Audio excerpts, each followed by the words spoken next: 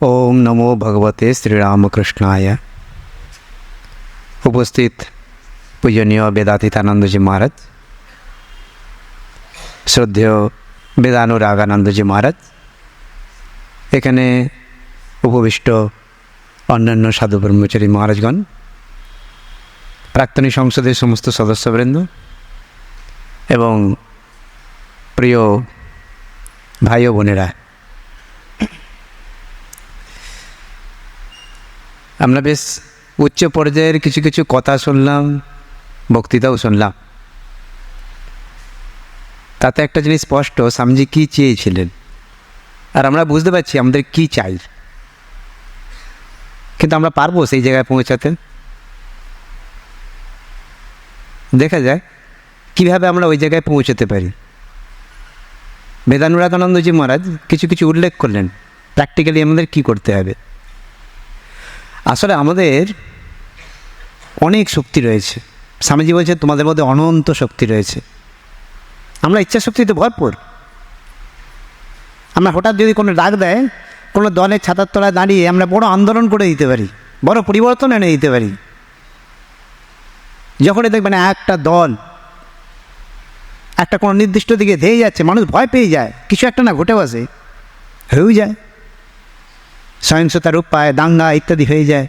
সকলে ভাবে এই বর্তমান যুব প্রজন্ম এরা কি ভালো করে চিন্তা ভাবনা করতে পারে না?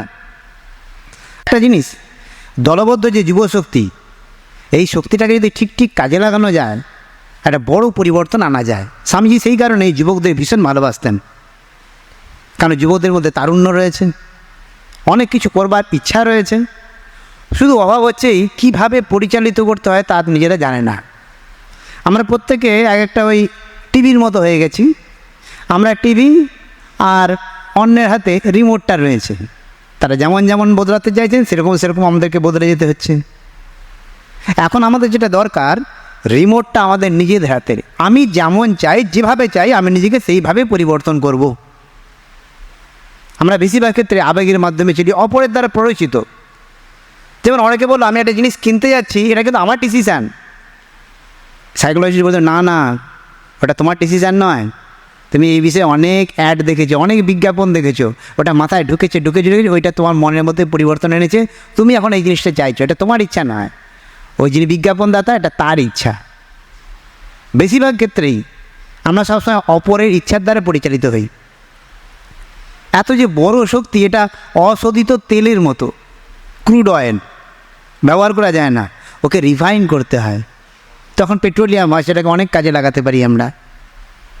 আমাদের মধ্যে প্রবল ইচ্ছা শক্তি রয়েছে, আমরা জেগেও উঠছি, আমাদের মধ্যে প্রাণ উন্মাদনা রয়েছে, কিন্তু চ্যানেলাইজ করা দরকার রয়েছে।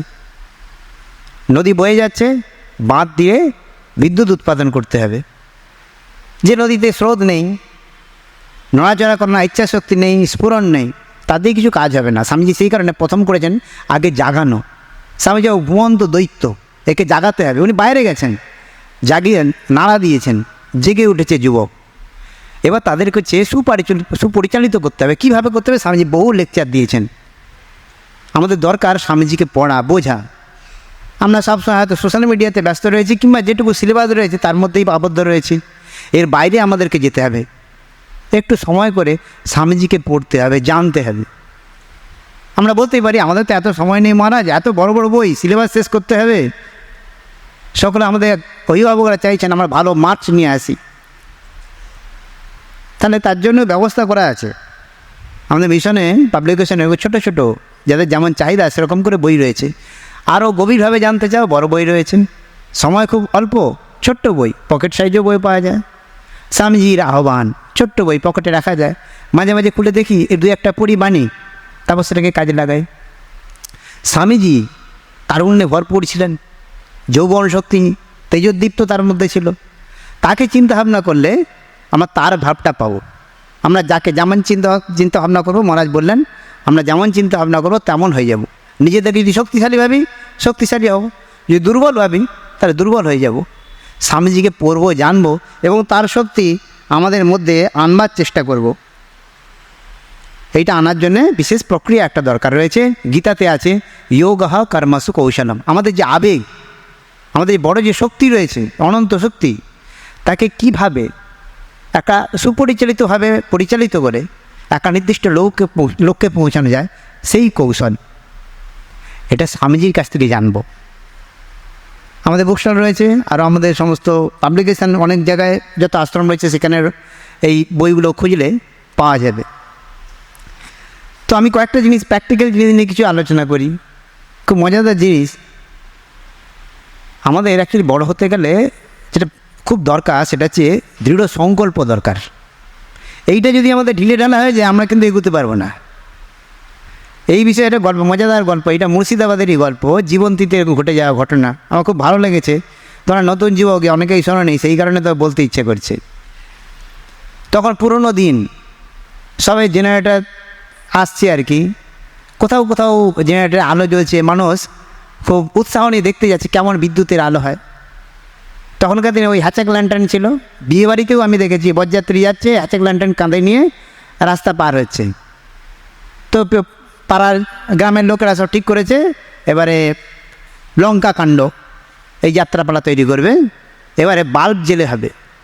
ওই গ্রামেরই একজন রয়েছে ডেকোরেটর, তার কিছু ওই শতরঞ্জি রয়েছে, একটা বাল্ব রয়েছে, ছোট্ট একটা জেনারেটর, টুলু পাম্প বলে আর কি, ছোটো জেনারেটর রয়েছে। তাকে অর্ডার দেওয়া হয়েছে, তিনি এসেছেন। সন্ধ্যাবেলা থেকে আরম্ভ হবে, ধীরে ধীরে সন্ধ্যা যখন ঘনিয়ে এলো বাল্ব জ্বলে উঠল। গ্রামের লোকরা ভিড় করে দেখতে এসেছে, আর দারুণ জিনিস তো, আগুন নেই কিছু নেই, কী সুন্দর আলো দিচ্ছে, অবাক হয়ে সকলে দেখছে। আর যারা অভিনয় করবে তাদের মধ্যে ভীষণ উৎসাহ। এই যে ডেকোরেটর গেছে, এর কিছু কাছে ওই 200 ওয়াটের একটি মাত্র বাল্ব, সেটি খুব যত্ন করে রেখেছে। এইটা যদি খারাপ হয়ে যায় আবার সেই কলকাতা যেতে হবে আর একটা দ্বিতীয় সংগ্রহ করবার জন্যে। তো ওদেরকে বলে দিয়েছে, বাবা আমার জিনিসপত্র যেন ঠিকঠাক থাকে। বলছে হ্যাঁ, কোনো চিন্তা ভাবনা করতে হবে, আসুন না আপনি। যাত্রাপালা আরম্ভ হয়ে গেল।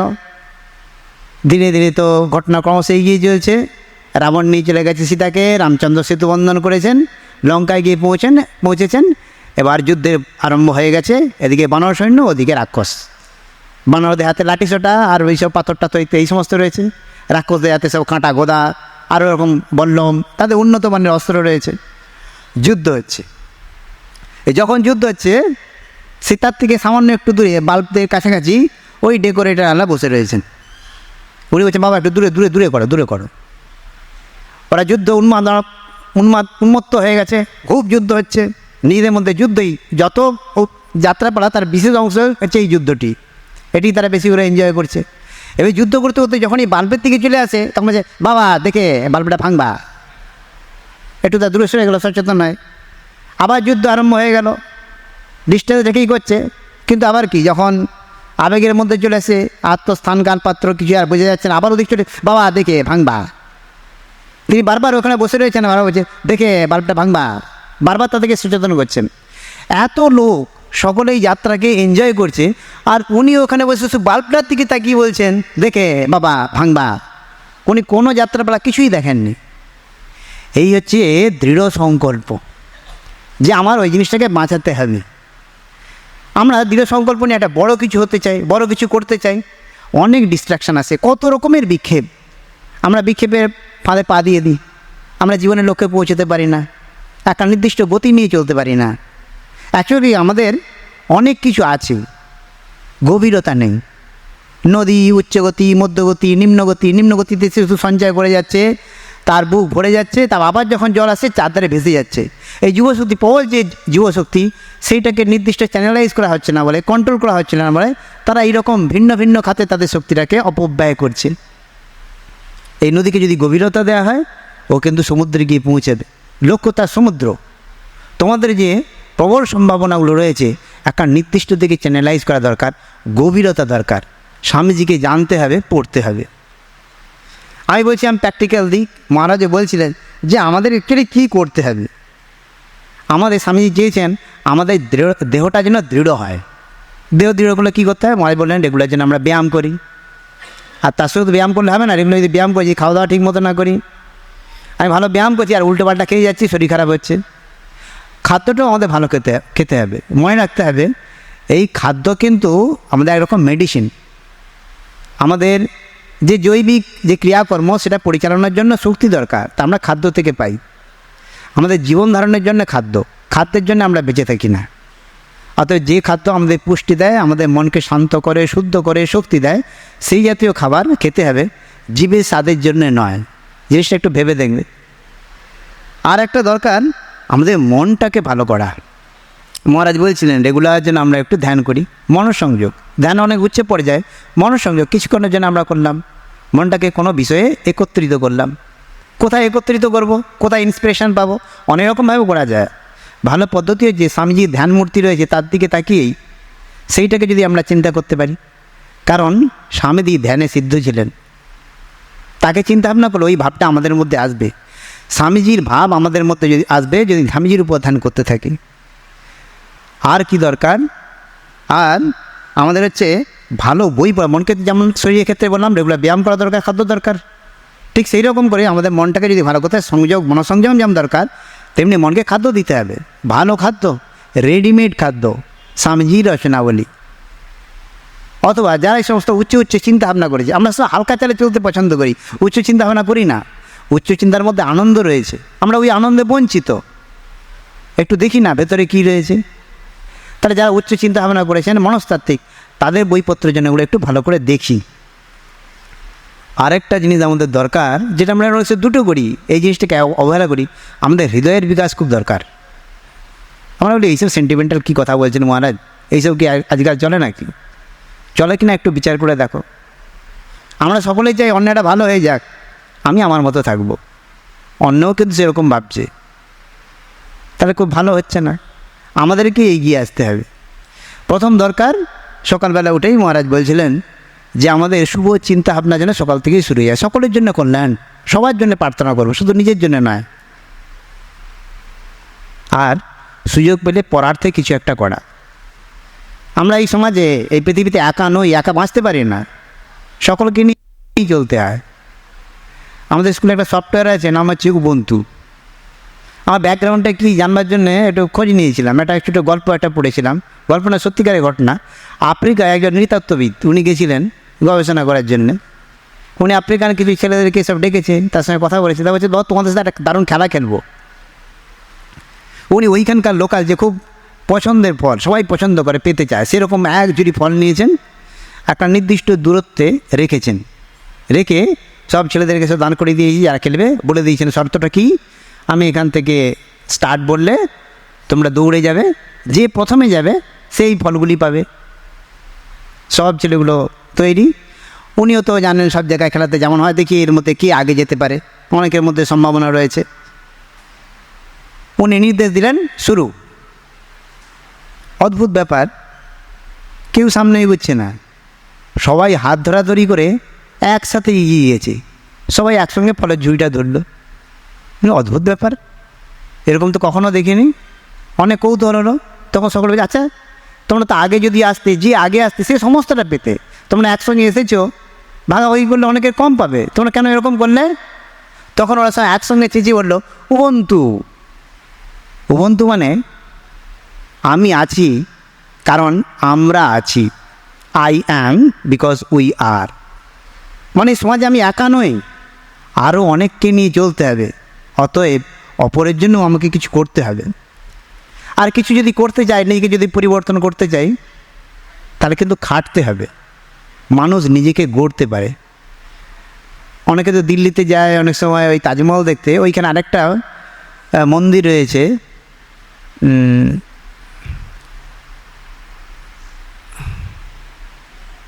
স্বামীনারায়ণ টেম্পল ওখানে রয়েছে। তো ওইখানে অক্ষরধাম রয়েছে, ওইখানে একটা শো রয়েছে আর কি, প্রদর্শনী রয়েছে। তো প্রথম যে শো রয়েছে দেখলাম একটা পাথরের মূর্তি রয়েছে, সেই পাথরের মূর্তিটা সে নিজেকে কেটে কেটে তৈরি করছে। মানে একজন মানুষ সে নিজেকে তৈরি করছে, দারুণ আইডিয়া। অর্ধেকটা তৈরি হয়েছে, এখনও কিছুটা বাকি রয়েছে, ও নিজেকে তৈরি করছে। মানুষ নিজেকে তৈরি করবে। অন্যরা পশু যে যেমন আছে সে সেরকমভাবে হয়, কিন্তু মানুষ নিজেকে পরিবর্তন করতে পারে। এটা মানুষের কাছে বড় অবদান।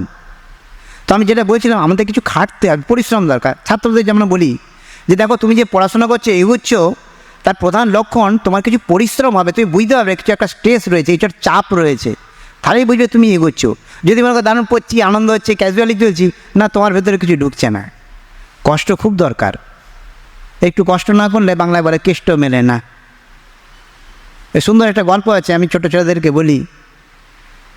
ওই এক জায়গায় একটা দেবালয়, দেবালয়ে দেব বিগ্রহ, ভক্তেরা সমস্ত আসছে, তাতে সকলে ফুল অর্ঘ্য দিচ্ছে, কেউ জল দিয়ে স্নান করাচ্ছে, চন্দন লেপছে, প্রণাম করছে। আর ওই পুজোর আগে বাইরে একটি পাথর পড়ে রয়েছে, তার উপরে ওই পুজোর জন্য ওখানে নারকেল ভাঙছে। যখন বেলা শেষ হয়ে গেল, ভক্তরা আর কেউ নেই, তখন ওই বাইরের পাথর আর ভেতরে বিগ্রহ মূর্তি, এটা দুজনের মধ্যে কথোপকথন চলছে আর কি। তখন বিগ্রহ তখন বাইরের পাথরটা বলছে, দেখ ভাই, আমরা তো একই জায়গায় ছিলাম, একই সময় এসেছি, আর আমার দেখ কী দুর্ভাগ্য, আমার উপর সকলে অত্যাচার করেছে, আর তোকে কত সম্মান দেখাচ্ছে, তুই কত উঁচুতে উঠে গেছিস, আমি বাইরে এইভাবে পড়ে রয়েছে।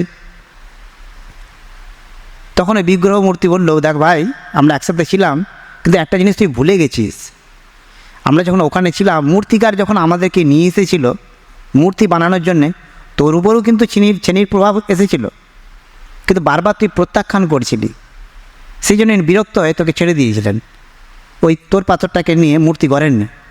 আমার কষ্ট হচ্ছিল, কিন্তু আমি গড়তে দিয়েছিলাম, তাতেই আমি এই জায়গায় পৌঁছেছি। ঠিক সেরকম করে আমাদের জীবনটাকে যদি সুন্দরভাবে যদি বিকশিত করতে চাই, এই জন্য আমাদের খাটতে হবে। ইজি গোয়িং লাইফ হলে আমরা পারবো না, ডেপথ দরকার। স্বামীজি আমাদের পথপ্রদর্শক। এখানে কিছু শুনলাম, এটা কিছুক্ষণ হয়তো উদ্দীপন দিল, তারপরেও ভুলে যাব আমরা। অনেক সময় হয় না, ওই নদীর চড়ায় কুকুর শুয়ে থাকে, গা ভিজে, ওই ভিজে বালি কুকুরের গায়ে লেগে থাকে, তারপর যখন উঠে যায়, গাটা বড় ঝাঁকি দেয় একটা, সব বালিগুলো পড়ে যায়, কুকুর চলে যায়। তেমন অনেক জায়গায় অনেক ভালো কথা শুনি, তারপর এখান থেকে যখন বেরিয়ে যাই, আবার আগের গতিতে চলতে থাকি। তাই আমাদের এই ইন্সপিরেশন, এই প্রেরণা যাতে বজায় থাকে, স্বামীজিকে যেন আমরা সঙ্গে রাখি। যেখান থেকে পারো স্বামীজিকে যে বইপত্র রয়েছে, এগুলো সংগ্রহ করো, পড়তে থাকো, সময় দাও, জগৎ তোমাকেও সময় দেবে। ধন্যবাদ।